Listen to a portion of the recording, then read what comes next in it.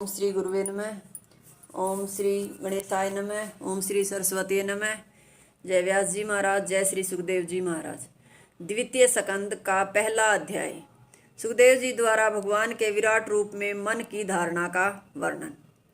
सुखदेव जी बोले, हे राजन, तुम्हारा यह प्रश्न बहुत अच्छा और ज्ञानी जनों के सम्मत है। इससे संसार का कल्याण होगा। यद्यपि संसार में सुनने योग्य शास्त्र अनेक हैं, किंतु उनसे विशेष लाभ होना संभव नहीं है।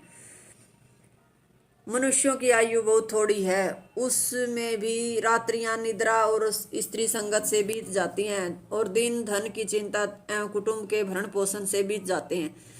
मिथ्याभूत नश्वर देह, पुत्र पत्नी आदि में आसक्त हो परमत पुरुष संसार में सबका मरण देखता हुआ भी अपने मरण रूप पर विचार नहीं करता। इसलिए हे राजन, निश्चल मन से केवल एकमात्र भगवान का ही श्रवण मनन और चिंतन करना चाहिए।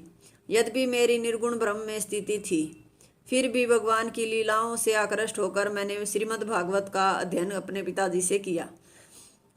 वही मैं तुमको सुनाता हूँ, क्योंकि तुम भगवान के अनन्य भगत हो।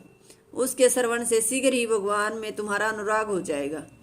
कामी पुरुषों के ततत फलों का साधन, मुमुक्षु पुरुषों के मोक्ष का साधन और योगी तथा ज्ञानी पुरुषों के जीवन का मुख्य फल भगवान नाम कीर्तन ही बतलाया गया है। उसमें किसी प्रकार का भय नहीं है। जो वर्ष बीत गए उनकी चिंता छोड़ दो। राजा खटवांग ने एक ही मुहूर्त में अपना परलोक बना लिया था। तुम्हारे जीवन की अवधि तो अभी 7 दिन शेष है। तुम सरलता से अपना परलोक बना सकते हो। अंतकाल आने पर मनुष्य को घबराना नहीं चाहिए। देह, स्त्री और पुत्रों की ममता त्याग कर किसी पुण्य तीर्थ में चला जाना चाहिए। वहाँ स्नान आदि से शुद्ध होकर ओमकार का जप करना चाहिए और धीरे धीरे विषयों से मन को हटाकर भगवान के स्वरूप में लगा देना चाहिए। उस ब्रह्मांड में जो 14 लोक हैं, वे भगवान के शरीर के अव्यय कहे गए हैं। उन्हें सुनो। हे राजन, विराट पुरुष भगवान का पाद मूल पाताल कहा गया है।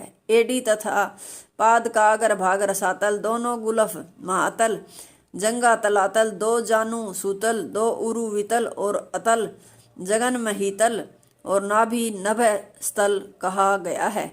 विराट भगवान का वक्षस्थल स्वर्गलोक, वदन मुख जनलोक, ललाट तपोलोक और सिरोभाग सत्यलोक कहा गया है।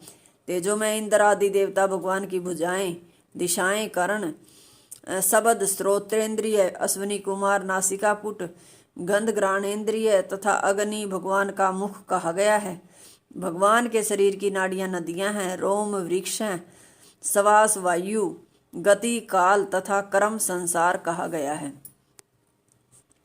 भगवान के मुख अक्षत्रिय, बाहु वैश्य, उरु तथा शूद्र पैर कहे गए हैं। इस प्रकार चंद्र, सूर्य, ग्रह, नक्षत्र, तारा, समुद्र, द्वीप, पर्वत, पशु पक्षी, कीट पतंग सब भगवान के शरीर के अवयव कहे गए हैं। हे राजन, इस प्रकार संक्षेप से मैंने विराट भगवान के शरीर अवयवों का सन्निवेश रचना तुमसे कही, जिसमें संपूर्ण लोकों की स्थिति है। तुम इसी स्थूल रूप में अपने मन को स्थिर करो। इससे अन्य कोई वस्तु ध्येय नहीं है।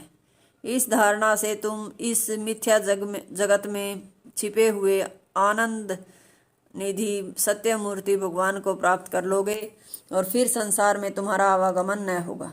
द्वितीय स्कंद का पहला अध्याय समाप्त। हरिओम तत्सत।